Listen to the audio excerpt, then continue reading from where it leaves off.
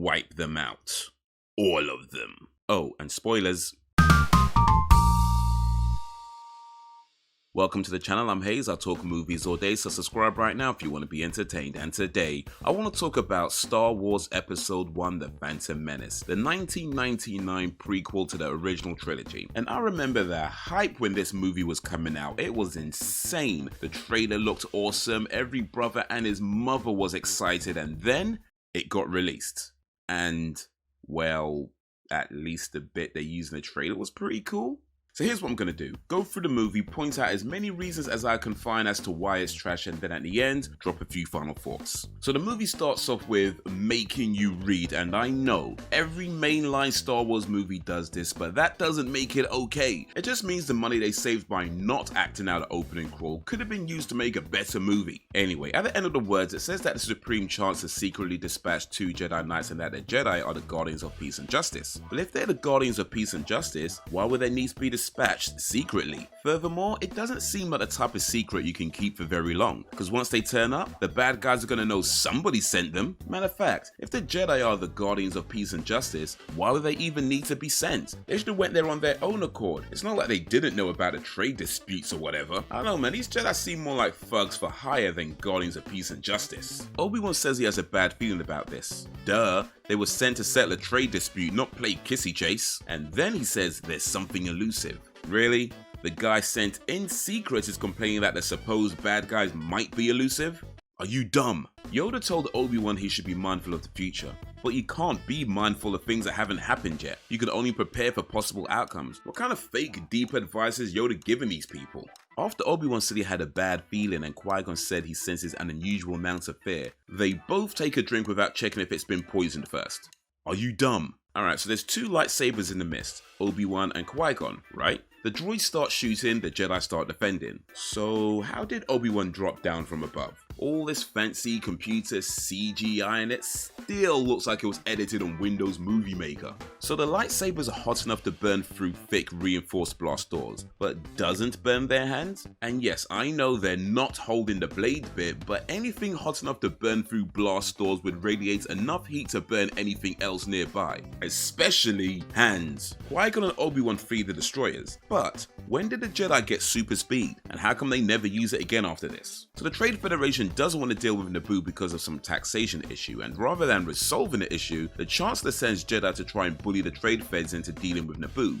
So, who are the good guys again? Also, Obi-Wan and Qui-Gon get Jar Jar Binks to take them to Gunga City by threatening him. So all this talk about sensing danger, but when they go to a place that they know is dangerous, they still couldn't evade the Goober Fish. Matter of fact, that was after Jar Jar Binks already pointed out there was a Goober Fish nearby. When the Goober Fish got bitten, Qui-Gon says, there's always a bigger fish. 1, that thing was not a fish, and B, there isn't always a bigger fish because eventually you come across the biggest fish and there would be no fish bigger than that. Qui-Gon says, relax, we're not in trouble yet. Jar Jar Binks points out that they're surrounded by monsters, their ship is leaking, they're sinking, and have no power. Imagine getting into an argument with Jar Jar Binks and actually losing. Are you dumb? By the way, why do all the sea monsters look like they were designs rejected by Disney's dinosaurs? Qui-Gon tries to tell the droids he's taken the people to Coruscant, but this is after they attacked the previous set of droids, so why start being diplomatic now? Furthermore, why not just force push them all out the way to begin with? This whole scene was a waste of time. When Palpatine tells Nute Gunray and Rune Harko that Darth Maul will find the missing ship, they say, this is getting out of hand. There are 2 of them. How? The fact that Palpatine had an immediate backup plan in case these 2 nitwits screwed up means it is very much in hand. To be fair,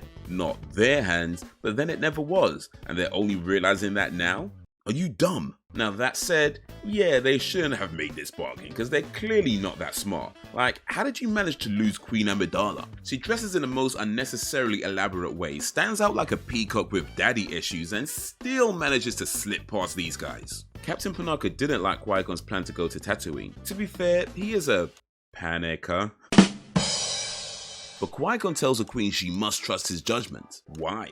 He failed to negotiate with the Viceroy, he relied completely on luck to get through the planet's core, he attacks the droids while they had the Queen in custody, showing no regards to her safety. What reason does anyone have to trust his judgment? In fact, seeing as they end up taking on the boy who would one day try to rule the galaxy as a Sith Lord, I think Captain Panaka was right.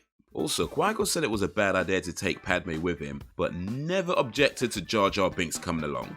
Are you dumb? When Padme met Anakin, she referred to him as a funny little boy. 2 movies from this point, she lets him cream pie her poontang, so never give up hope, I guess? Qui-Gon's Jedi mind tricks didn't work on Watto, but let's be clear on this. Qui-Gon attempted a robbery. When Padme referred to Anakin as a slave, he got really upset and defensive, but when Sabula called him a slave, he said nothing. Where's that same energy? Or does Anakin only shout at girls? Shmi Skywalker didn't think it weird that her young son invited 3 older strangers and a robot into their house. Does Anakin do this all the time? If so, then Shmi is a bad mother.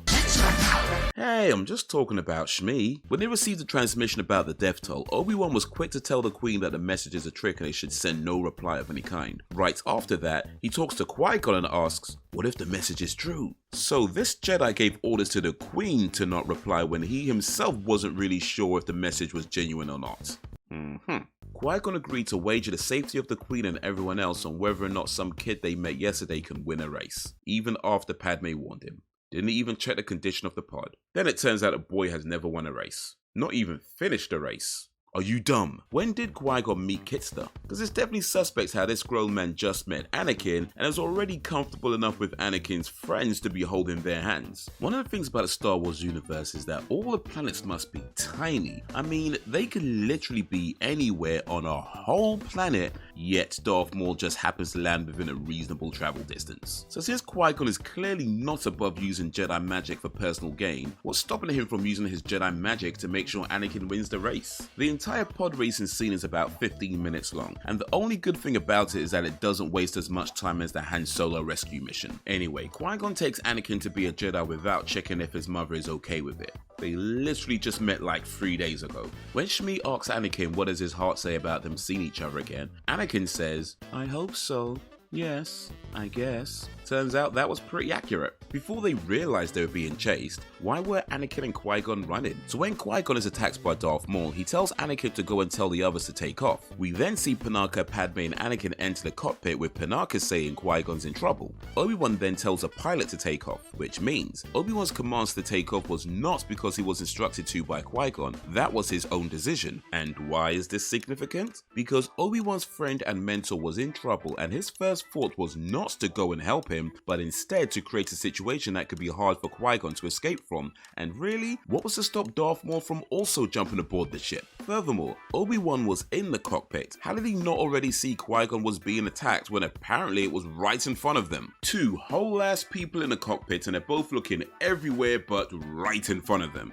What happened to all that talk about sensing danger? In the next movie, Padme marries the same guy she used to tuck into bed. Conehead said the Sith had been extinct for a millennium. Mace Windu says he does not believe the Sith could return without them knowing. Thing is, we already know they're both wrong, so this was just a pointless exchange. Then Yoda chimes in with, hard to see the dark side is. Like seriously bro, why are you even here? Qui-Gon says that Anakin should be tested. Yoda says, trained as a Jedi you request for him. At this point it should be clear that Yoda just speaks and doesn't actually listen. So the Jedi Council didn't like that Anakin was thinking about his mother, but Shmi has been his sole caregiver his entire life. Of course he's going to be thinking about her. Then they say they won't train him because he's too old and his future is clouded. First of all, if he is too old, they should have sent him right back out the room as soon as he walked in instead of wasting everybody's time. And B, of course his future is clouded. Everyone's is. When Obi-Wan says he's ready to face the trials, Yoda says, our old council we will keep on who's ready. There goes that arrogance again.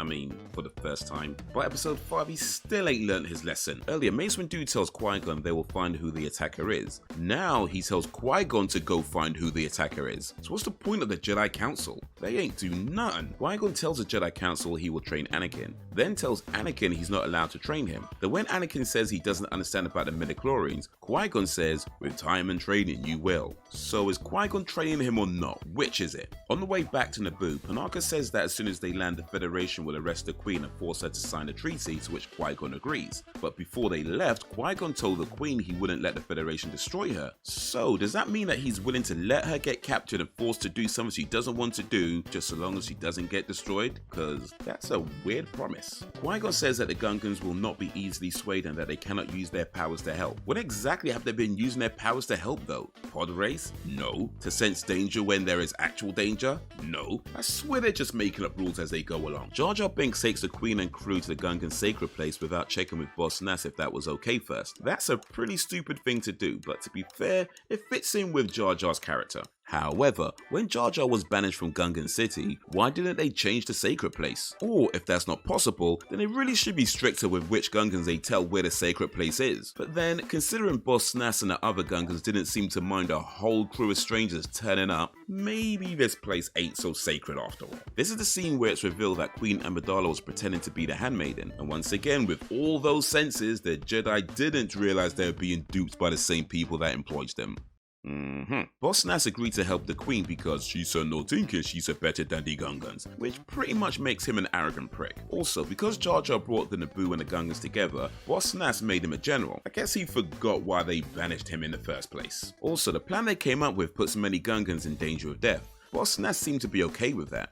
Why? Up until now, he wanted nothing to do with the affairs of the surface dwellers, and now he's ready to sacrifice his people for the cause? I guess when Queen Amidala got on her knees and opened her mouth, all 17 of his dicks got excited. Qui-Gon tells Anakin to find cover when they get inside, but why would you bring a child with you to a battle in the first place? Are you dumb? Okay, so I know I said I'm going to talk about why it's trash, but the fight scene with Qui-Gon and Obi-Wan versus Darth Maul is epic, and Duel of the Fates makes it that much better. But here's the thing, this is set some 30 years before episode 4, so how did the Sith go from badass kung fu moves to whatever Darth Vader was doing? Did Palpatine just get lazy with his training? Who left their helmet inside the cockpit? Now to be fair, I'm assuming fighter pilots have rules about not leaving helmets inside the jet, especially when apparently you can fly these things without keys or any kind of security clearance. But let's assume that they are allowed to leave their helmets inside. Why would the helmet fit a child? There was a theory about how Jar Jar Binks only pretends to be clumsy and that he's secretly a Sith Lord and would reveal himself to be the big bad for the Disney trilogy. That turned out not to be true, but I don't know, could have been a better option than what they went with. There's a few times when something happens and somebody claims that the thing that has happened is impossible. Like bro, clearly it's not impossible. And the fact that these guys travel between planets, like go into the shops and have a whole force magic that they teach the kids, why would they think anything is impossible? So Anakin blows up the main reactor by accident. Why do the bad guys in Star Wars have such glaring weaknesses to their entire operation? When escaping the bad guy's ship, Anakin says, "Now this is pod racing." No, it isn't. Also, Anakin probably just murdered at least a few people. For as badass as Darth Maul was, he really did go out like a chump. The whole time Obi-Wan was in the air doing his somersaults, Maul couldn't have just sliced him up. I mean, he did have the high ground. So after Obi-Wan talked about sensing danger, after Obi-Wan said he was ready to face the trials, he bows down to a Sith Lord. The movie ends with a celebration. Anakin got a haircut, and after Queen Amidala gives Boss Nass a blue ball, she looks at Anakin like, I'ma hit that. Alright, so before I get into my final thoughts, if you liked this movie, check out these movies. They're all films by Akira Kurosawa, whose influence can be seen in this and other Star Wars films and, well, just other films in general. In fact, I reckon it's not too much of a stretch to say that if you've never heard of Akira Kurosawa, he's probably your favorite filmmaker's favorite filmmaker. So, what went wrong with The Phantom Menace? Like I said earlier, I remember the buzz around this movie when it was coming out. I remember going to the cinema to watch it, and I remember being very disappointed when it was finished, which I think is fair to say many other people felt the same. But now, over 20 years later, I'm about to say something that might be a little controversial. I don't think there was anything wrong with this film. Actually, let me take that back. Jar Jar Binks is still annoying, but generally I think the film really does what it needed to do, which is to tell the story of how it all started, and yeah, it definitely retconned a few things, but as far as I can tell, the main purpose of The Phantom Menace is to establish the basis of Anakin becoming Darth Vader, and it does that. He's taken away from his mother, then told his feelings for his mother are a bad thing, so immediately he's not really on good terms with the Jedi Council. This is the beginning of what would later become his full-blown animosity towards them. The Jedi Council from the beginning never handled the situation well, and I don't think it's a coincidence that there aren't many, if any, young people and only a few women on the council, none of which seem to have any input on decision making. I think this is to show that the Jedi Council has already become out of touch and stubborn. Now the other thing Phantom Menace does is show Palpatine's quest for power, playing both sides of the trade dispute to his own advantage. This is an important part of the overall story, but perhaps also where it drops the ball. Well, maybe just fumbles the ball. Palpatine was too close for too long for the Jedi to not even just be a little suspicious, especially when they could apparently tell their there's grave danger in Anakin's future but couldn't tell what's literally right under their nose. But anyway, after Darth Maul dies, or is presumed dead, Palpatine needs a new apprentice, and someone who already had an issue with the Jedi Council would be a lot easier to manipulate. And this is what the film establishes. I think the truth is the film itself is actually a pretty solid movie, and the reason why myself and so many others were initially disappointed is because of all the hype and expectations. Star Wars is a massive franchise, so the hype was pretty much inevitable. The expectations, however, some of it was people's own personal desires not being met, but the rest was Star Wars releasing trailers that made the movie look like something else. Which, to be fair, that's a problem that a lot of movie trailers have, but when that happens on a film that has been hyped up long before it was ever even announced, it meant that people, by and large, were gonna be disappointed and not see the film for what it is. And that's a shame, because once you can look past the fact that it's not your childhood Star Wars, 20 plus years later, this film holds up pretty well. Perhaps the lesson here is for people to try as much as possible to not have expectations for movies, and for movie makers to manage people's expectations better. But let's be honest, that probably ain't gonna happen. And that's what I think of Star Wars Episode 1 The Phantom Menace. What do you think of Star Wars Episode 1 The Phantom Menace? Let me know down below, and while you're there, be sure to like, subscribe, and drop a suggestion if you don't mind.